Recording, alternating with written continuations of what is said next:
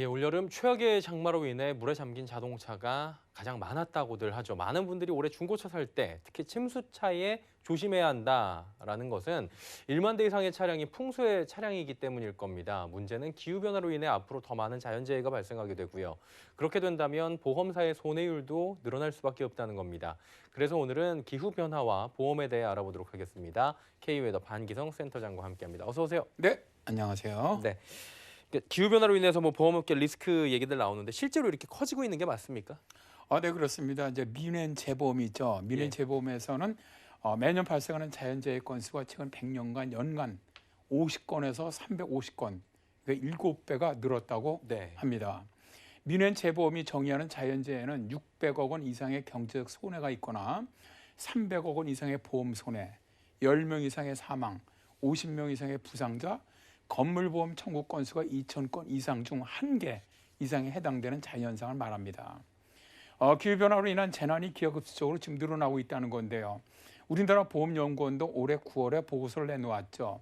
그 내용을 보면 2019년 전 세계 자연재해 발생 건수는 820건으로 1980년 249년 240건 대비해서 3배 이상이 증가를 했고요. 자연재해로 인한 경제적 손실은 증가하는 추세다라고 밝히고 있습니다. 예. 기후변화에 따른 리스크에 대해서 보험연구에는 3가지로 나누고 있는데요. 첫째는 기후변화로 홍수나 가뭄, 태풍, 지진, 폭염이 발생하면서 보험사의 비용이 증가하는 물리적 리스크이고요. 두 번째가 배상 책임 리스크입니다. 기후변화로 특정 주체의 배상 책임이 커지면서 보험회사에 발생하는 배상 책임이 있고요. 세 번째가 전환 리스크로 경제체제가 저탄소 경제체제로 전환하면서 생기는 리스크가 있죠. 예. 예를 들어서 보험회사 같은 경우 탄소를 많이 만드는 화석연료 위주 산업에 투자하는데 기후변화로 자산의 가치 절하가 발생하는 경우를 말합니다. 예. 이게 문제는 그러니까 한마디로 기후변화가 보험업계로 한정되는 게 아니라 금융 전반에 걸친 리스크가 커진다 이런 부분 아니겠습니까? 네, 그렇습니다. 국제 결제는 이제는 기후 위기 시대가 찾아오고 있다. 예. 그러면서 기후 변화가 경제라든가 금융 안정성을 위협하는 그린 스완 충격에 대비하라고 경고를 했었죠. 예. 이에 우리나라 금융위원회도 그린 스완에 대비해야 한다고 발표를 했는데요. 그린 스완이라는 게 뭐냐면 기후 변화로 인한 경제 금융 위기를 뜻하는 용어로 예측이 어렵고 발생할 경우에는 막대한 피해를 수반하는 그런 사건을 뜻하는 말입니다.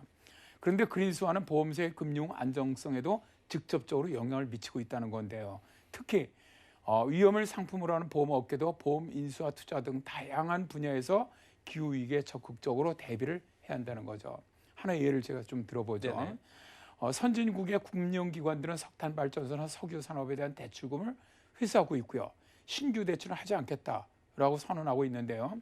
이것은 저탄소 경제로 이행하는 과정에서 화석연료에 의존하는 기업들의 경우 좌초 자산 리스크에 노출되면서 기업 가치가 하락되거나 또는 자산 손상 등의 영향을 받을 것으로 보기 때문입니다. 네. 기후변화에 취약한 산업이 석탄, 석유, 가스와 에너지 집약적 산업인 임업, 제재, 금속 및 광업 분야 등의 기업이 여기에 해당이 됩니다. 결국 이런 기업에 투자했다가 좌초 자산의 영향으로 금융자산이 재평가되면서 보험사의 투자 자산 가치가 낮아질 수밖에 없다는 것이죠. 예. 그렇다면 이제 기후변화 시대잖아요. 보험업계는 어떤 대책들을 마련해야 된다고 이야기를 할 수 있나요?